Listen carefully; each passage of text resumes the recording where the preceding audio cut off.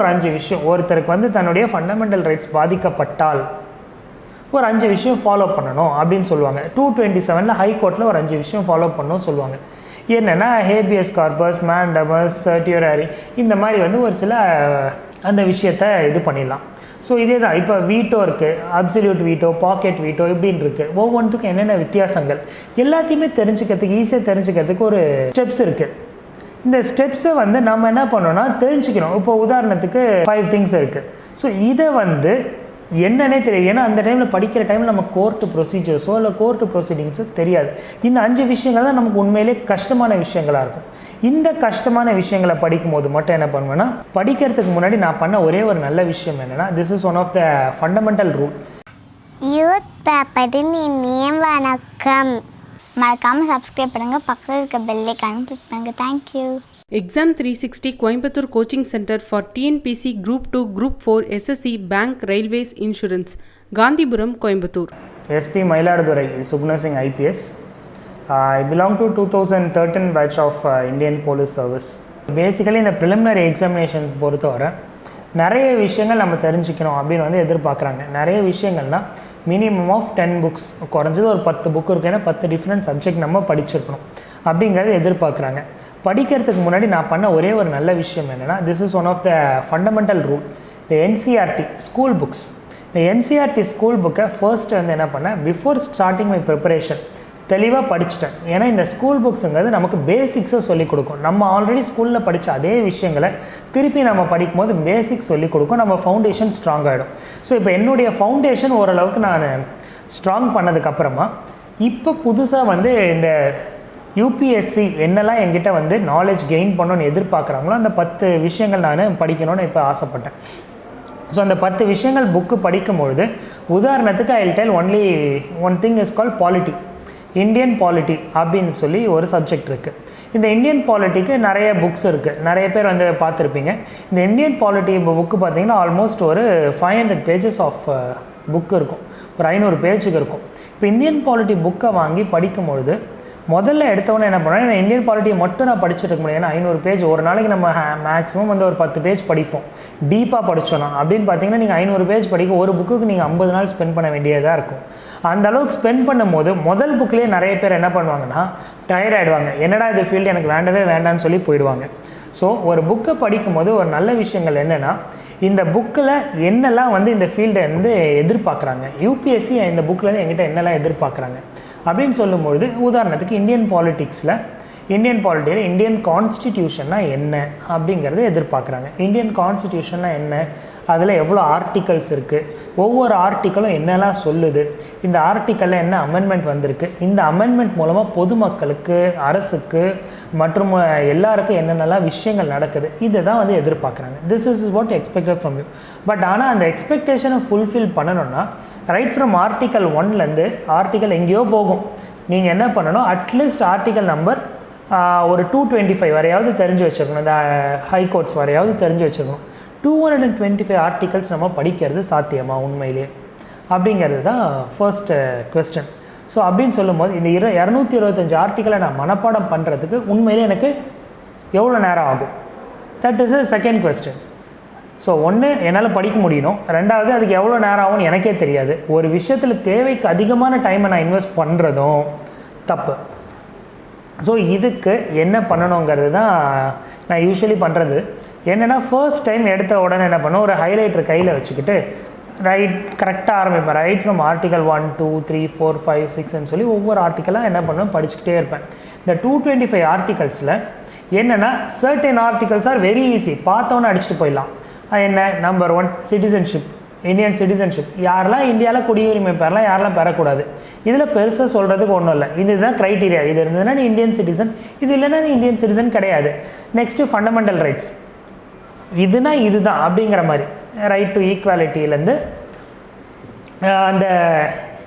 அந்த 5 சர்டியூரரி, habeas corpus, அந்த article 32 வர ஃபண்டமெண்டல் ரைட்ஸ் இருக்கும். ஸோ இந்த ஃபண்டமெண்டல் ரைட்ஸ் வந்து தெரிஞ்சிருக்கணும்னா இது ஜஸ்ட் படிக்க போகிறீங்க, படிச்சிட்டிங்கன்னா அந்த ஃபண்டமெண்டல் ரைட் என்ன சொல்லுதுன்னு தெரிஞ்சு ரொம்ப ஈஸி. ஸோ இந்த 32 விஷயங்கள் ஈஸி கேக் வாக். ஸோ அதை ஃபர்ஸ்ட் டைம் படிக்கும்போது நம்ம என்ன பண்ணலாம், ஓரளவுக்கு படிச்சிடலாம். Next fundamental duty. இதில் ஆர்டிகல்ஸ் மனப்பாடம் பண்ணுறது கொஞ்சம் கஷ்டமாக இருக்கும். நெக்ஸ்ட்டு அப்படியே ஸ்லோவாக என்ன வரும், யூனியன் டெரிட்டரிஸ் அப்படியே ஸ்லோவாக போகும்போது பிரசிடென்ட், கவர்னர் இதெல்லாம் வரும்பொழுது உங்களுக்கு இந்த கஷ்டங்கள் இருக்கும். ஸோ அப்போ என்ன பண்ணணும்னா, ஃபர்ஸ்ட் டைம் படிக்கும்பொழுது இந்த ஈஸியான விஷயங்கள் என்னெல்லாம் எனக்கு ஏற்கனவே தெரியுமோ, பிகாஸ் ஏற்கனவே என்னோடய ஸ்கூல் புக்ஸையோ இல்லை மற்ற பேசிக் புக்ஸை பார்த்து நம்ம என்னெல்லாம் தெரிஞ்சுக்கிட்டோமோ அந்த விஷயங்கள் முதல் முறை என்ன பண்ணுவேன், ஃபுல்லாக படிக்கும்போது ஆனால் இது படிக்கும்போது எனக்கு ஆன்சர் தெரியுன்றதை விட்டுடுவேன். ஆன்சர் தெரியாத விஷயங்கள் ஃபண்டமெண்டல் டியூட்டி எல்லாம் ஹைலைட் பண்ணுவேன். யூனியன் அண்ட் டெரிட்டரி ஃபுல்லாக ஹைலைட் பண்ணுவேன். ஸோ இந்த மாதிரி எல்லாத்தையுமே வந்து ஃபர்ஸ்ட் டைம் ஹைலைட் பண்ணி வச்சுக்குவேன். ஹைலைட் பண்ணி வச்சுக்கிட்டதுக்கப்புறம் அந்த புக்கை வந்து செகண்ட் ரிவிஷன் கொடுப்பேன். இதெல்லாம் ஃபாஸ்ட் ரிவிஷன், ஜஸ்ட் குயிக்காக படிக்கிறது தான். செகண்ட் ரிவிஷன் கொடுக்கும்போது இப்போ ஃபண்டமெண்டல் டியூட்டி செகண்ட் டைம் பார்க்கும்போது தான் நமக்கு அப்போ தான் தெரியும் ஃபண்டமெண்டல் டியூட்டியில் இதெல்லாம் தான் இருக்குது. நான் ஒவ்வொன்றையும் டீப்பாக ஃபண்டமெண்டல் ரைட் எவ்வளோ டீப்பாக படிச்சிடும் அவ்வளோ டீப்பாக நான் ஃபண்டமெண்டல் டியூட்டி படிக்கணும்னு அவசியமே இல்லை. இந்த டியூட்டிஸை பொறுத்தவரை ஏன்னா இது வந்து ஒருத்தருடைய கடமைகள், நீ என்ன பண்ண போகிறேன்றது கவர்மெண்ட் உங்ககிட்டேருந்து என்ன எதிர்பார்க்க போகுது, இப்போ கவர்மெண்ட் உங்ககிட்டேருந்து என்ன எதிர்பார்க்க போகுது அப்படிங்கிறத படிக்கும்போது கவர்மெண்ட் எகிறது இது எதிர்பார்க்குது அதை எதிர்பார்க்குதுன்னு பாயிண்ட்டாக படிக்கிறத விட பேசிக்காக தெரிஞ்சுக்கோங்க. லைக் உதாரணத்துக்கு என்னென்னா, நீ நேஷ்னல் ஆந்தமும் மதிக்கணும், ஏன் ஒரு படிக்கக்கூடிய ஒரு விஷயமா நினைக்கணும். ஸோ அதனால் செகண்ட் டைம் படிக்கும்போது என்ன பண்ணுவேன்னா, கொஞ்சம் அதை வந்து கொஞ்சம் பிடிச்ச மாதிரி எனக்கு புரிஞ்ச மாதிரி ஒரு விதத்தில் படிப்பேன். ஸோ படிக்கும்போது அதில் ஒரு 4 விஷயங்கள் ஈஸியாக என்னால் கிராஸ் பண்ணிக்க முடியும். பட் ஆனால் இன்னொரு 4 விஷயமே என்னால் கிராஸ்பே பண்ண முடியாது. முடித்ததுக்கப்புறம் தேர்ட் டைம் படிக்கும்போது மோஸ்ட் இம்பார்ட்டன்ட் திங்ஸ், உதாரணத்துக்கு இதுதான் article 32 of the fundamental rights. ஒரு 5 விஷயம், ஒருத்தருக்கு வந்து தன்னுடைய ஃபண்டமெண்டல் ரைட்ஸ் பாதிக்கப்பட்டால் ஒரு 5 விஷயம் ஃபாலோ பண்ணணும் அப்படின்னு சொல்லுவாங்க. 227 ஹைகோர்ட்டில் ஒரு 5 விஷயம் ஃபாலோ பண்ணணும் சொல்லுவாங்க. என்னென்னா ஹேபியஸ் கார்பஸ், மேண்டமஸ், சர்டியூரரி, இந்த மாதிரி வந்து ஒரு சில 5 திங்ஸ் இருக்குது.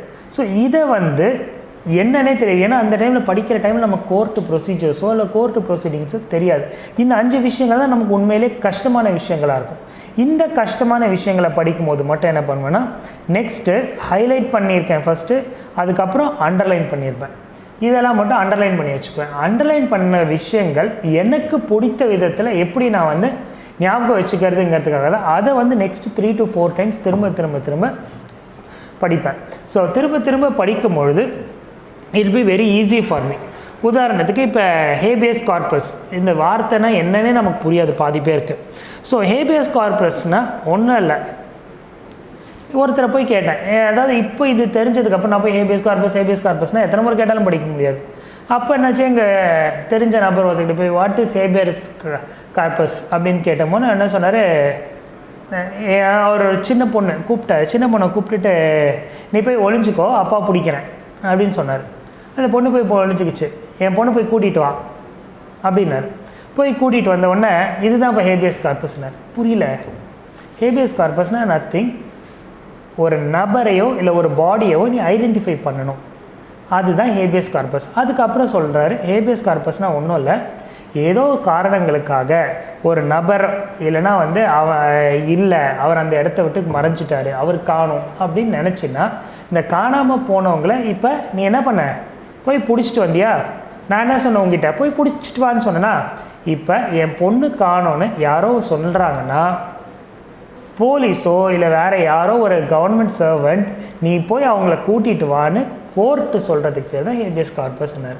ஸோ புரியாத 2 வார்த்தை எவ்வளோ எளிமையாக புரிஞ்சுது. இனி என்னால் ஹேபியஸ் கார்பஸ்னால் என்னங்கிறது ஈஸியாக இது பண்ணிக்க முடியும். ஸோ அதான் சர்டியூரரி, கோ வாரண்டோன்னா என்ன, இந்த பேர் நமக்கு புரியலனாலும் பரவாயில்ல, எப்படி இது ஈஸியாக தெரிஞ்சுக்கலாம் அப்படிங்கிறத நீங்கள் தெரிஞ்சுக்கிட்டிங்கனாலே போதும். லைஃப்பில் எத்தனை நாள் ஆனாலும் அந்த விஷயம் நமக்கு மறக்கவே மறக்காது.